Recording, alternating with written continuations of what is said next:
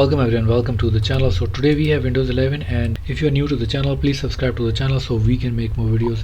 So in this video I'm going to show you how to check if you have any form of payment method or your bank cards, debit card, credit cards is saved on your Google Chrome. So how to check them? So get into the Google Chrome, and here we have three dots on the top right corner, and here we have settings at the end. So in the settings on the left hand side you can see autofill and the passwords. So here we have payment methods. So if you choose that, here we can get save and fill payment method on top. So here we have option to choose to actually not to save your banking details and your payment methods into the Google Chrome. So next time if you buy something online, you have to fill up all the form and all the payment method manually, which is actually I prefer that.